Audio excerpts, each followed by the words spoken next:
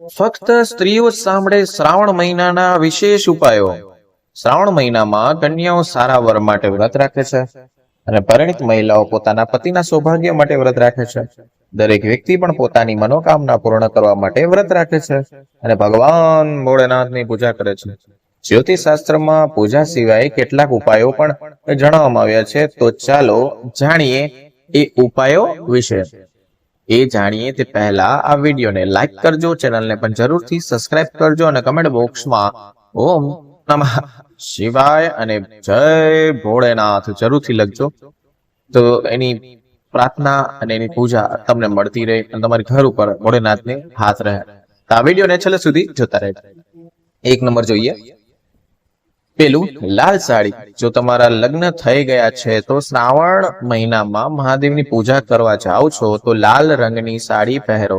આ તમારા સૌભાગ્યની નિશાની છે। એવું કહેવામાં આવે છે કે આ રંગના કપડા પહેરવાથી ભગવાન શિવ અને દેવી પાર્વતીના અપાર આશીર્વાદ મળે છે। 2 નંબર તરફ જઈએ તો મંગળસૂત્રને ક્યારેય ભૂલશો નહીં। પૂજા કરતી વખતે ક્યારેય મંગળસૂત્ર પહેરવાનું ભૂલશો નહીં। શ્રાવણ મહિનામાં તમારે મંગળસૂત્ર અવશ્ય પહેરવું જોઈએ। આ તમારા લગ્નની નિશાની છે। 3 નંબર તરફ જઈએ તો શિવલિંગને જળ અર્પણ કરો। શ્રાવણ મહિનામાં દરરોજ સ્નાન કર્યા પછી, ખાસ સ્નાન કર્યા પછી પાણીમાં લોટામાં 2 ચમચી કાચું દૂધ નાખીને શિવલિંગનો અભિષેક અથવા જલાભિષેક કરવો જોઈએ। તેમજ શિવલિંગને પણ જળ અર્પણ કરતી વખતે ઓમ નમઃ શિવાય અથવા શ્રી શિવાય નમસ્તુભ્યમ મંત્રનો જાપ કરી શકો છો। 4 નંબર તરફ જઈએ તો દેવી પાર્વતીને લીલી બંગડીઓ અર્પણ કરો। શ્રાવણ મહિનામાં દેવી પાર્વતીને લીલી બંગડીઓ અર્પણ કરવાથી પતિનું આયુષ્ય વધે છે। તેમજ આ મહિનામાં પરિણીત મહિલાઓએ લીલી બંગડીઓ પહેરવી જોઈએ। આ સિવાય તમારા પતિની કારકિર્દીમાં સફળતા માટે લીલી બંગડીઓનું દાન કરવું તમારા માટે ખૂબ જ ભાગ્યશાળી સાબિત થશે। મિત્રો 5 તરફ જઈએ તો શ્રાવણ મહિનામાં મહિલાઓએ દરરોજ ભગવાન શિવની પૂજા કરવી જોઈએ અને શ્રાવણ સોમવારનું વ્રત રાખવું જોઈએ। દરરોજ સવારે સ્નાન કર્યા પછી શિવલિંગને જળ ચડાવો અને પછી પંચામૃતથી સ્નાન કરાવો। કોને? શિવલિંગ મહાદેવને। 6 નંબર જોઈએ તો મહેંદી। મહિલાઓએ શ્રાવણ મહિનામાં સોમવાર હાથ પર મહેંદી લગાવવી જોઈએ। શ્રાવણ મહિનામાં મહેંદી લગાવવાથી ખૂબ જ શુભ માનવામાં આવે છે। આને સુહાગનનું પ્રતીક માનવામાં આવે છે। આવી સ્થિતિમાં આ મહિનામાં મહેંદી લગાવવાથી સુંદરતા પણ વધે છે। 7 નંબર તરફ પ્રસ્થાન કરીએ તો શિવાલયમાં ઘંટ અને ભસ્મનું દાન કરો। શ્રાવણ મહિનામાં શિવાલયમાં ઘંટ અને ભસ્મનું દાન કરવાથી તમારા જીવનમાં સુખ સમૃદ્ધિ આવે છે। ભસ્મ રાખવા માટે વાંસનું બનેલું વાસણ વપરાય છે। વાંસના વાસણમાં ભસ્મનું દાન કરવાથી જીવનમાં અપાર સફળતા મળે છે। સાંજે ભગવાન ભોલેનાથની સામે દીવો પ્રગટાવો અને તેમાં લીલી ઇલાયચી નાખો। સુખ સમૃદ્ધિની સાથે સાથે તમારા ઘરમાં ધન અને સમૃદ્ધિનો યોગ અથવા બહુ સારા સમાચાર મળશે અથવા બહુ મોટો યોગ બનશે। 8 નંબર તરફ જઈએ તો વીંટી અને પાયલ જરૂર પહેરો। પરણેલી સ્ત્રીઓએ શ્રાવણ મહિનામાં અંગૂઠામાં વીંટી અને પગમાં પાયલ પહેરવી જોઈએ। આ કારણે ભોળેનાથ પોતે દેવી પાર્વતી સાથે તમારા ઘરે પધારશે। 9 નંબર તરફ જોઈએ તો મિત્રો ભજન। મહાદેવ ભોળાનાથને પણ કહેવામાં આવે છે કે કારણ કે તે ખૂબ જ ઝડપથી પ્રસન્ન થઈ જાય છે। એ જ સમયે શ્રાવણ મહિનામાં તમને ખુશ કરવા માટે અથવા એને ખુશ રાખવા માટે મહાદેવને પ્રસન્ન કરતા જોઈએ। માતા ગૌરી પણ ખૂબ જ પ્રસન્ન થઈ જાય છે। આથી શ્રાવણ મહિનામાં મહિલાઓએ મહાદેવના ભજન ગાવા જોઈએ। તેનાથી તમે અથવા તેને ભગવાન શિવ અને માતા ગૌરી બંનેના આશીર્વાદ તમારા પર વરસતા રહે। 10 નંબર જોઈએ તો બિંદી। બિંદી એ મહિલાઓના લગ્નનું પ્રતીક છે, તેથી પૂજા કરતી વખતે બિંદી પહેરવાનું ભૂલશો નહીં। બિંદી લગાવતી વખતે ધ્યાન રાખો કે તેનો રંગ કાળો ન હોય।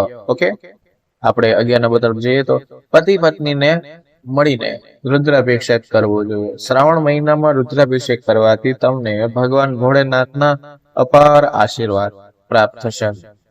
ભગવાન ભોલેનાથની પૂજા કરવી એ સૌથી વધુ લાભકારી ઉપાય છે. શ્રાવણ મહિનામાં વૃક્ષારોપણ કરવાથી તમારા કેરિયરમાં પણ વૃદ્ધિ થાય છે. વૃક્ષારોપણ એક ઝાડ અથવા એક ફૂલ વાવીને જોજો, બહુ સારું રહેશે અને આરોગ્ય પણ સારું રહેશે. જીવનમાં આરોગ્યતા અથવા દરિદ્રતા કોઈ દી નહીં આવે. 12 નંબર તરફ જોઈએ તો વિવાહિત મહિલાઓએ આ વસ્તુઓનું દાન કરવું જોઈએ. હવે શું દાન કરવું જોઈએ સાંભળો ધ્યાનથી.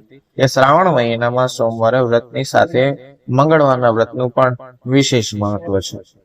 મંગળા ગૌરીના વ્રતમાં માતા પાર્વતીની પૂજા કરવામાં આવે છે અને આ વ્રત રાખવામાં આવે છે.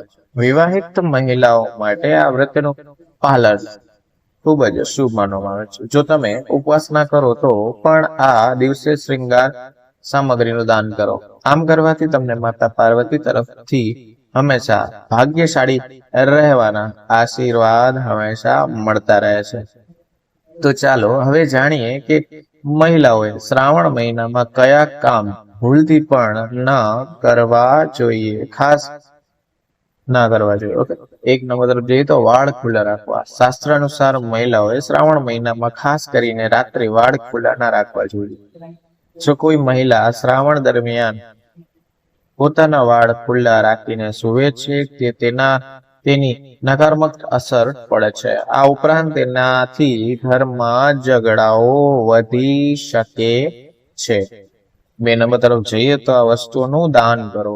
મહિલાઓએ શ્રાવણ મહિનામાં સૂર્ય અસ્તમી જાય તે પછી કોઈને દહીં કે દૂધ ન આપવું જોઈએ, ખાસ શ્રાવણ મહિના. ઓકે, 3 નંબર તરફ જોઈએ તો સાવરણીને ખોટી જગ્યાએ ના રાખો.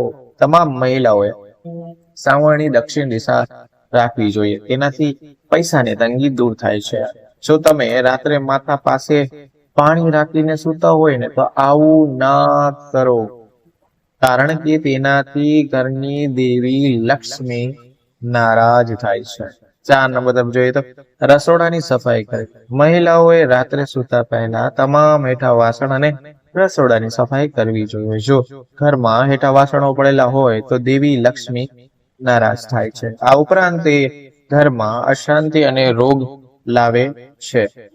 5 નંબર જોઈએ તો માસિક ધર્મ દરમિયાન પૂજા ના કરો. સ્ત્રીઓએ માસિક ધર્મ દરમિયાન પૂજા ના કરવી જોઈએ. એવું માનવામાં આવે છે કે સ્ત્રીઓએ માટે માસિક ધર્મના 7 દિવસ સુધી પૂજા કરવાની મનાઈ હોય છે. 6 નંબર તરફ જોઈએ તો દિવસ દરમિયાન સૂવું.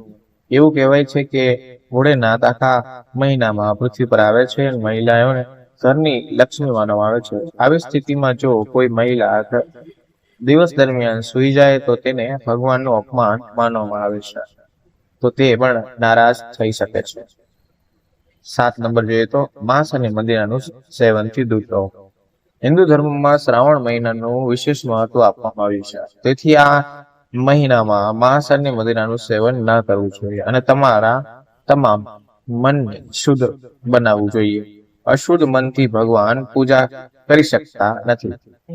મિત્રો, આ વિડીયો તમને સારો લાગ્યો તો વિડીયો લાઈક કરજો, ચેનલને સબસ્ક્રાઇબ કરજો અને કમેન્ટ બોક્સમાં હર હર મહાદેવ લખવાનું ભૂલશો નહીં. હવે મળીશું નવા વિડીયો નવા ટોપિક સાથે. ત્યાં સુધી રાધે રાધે.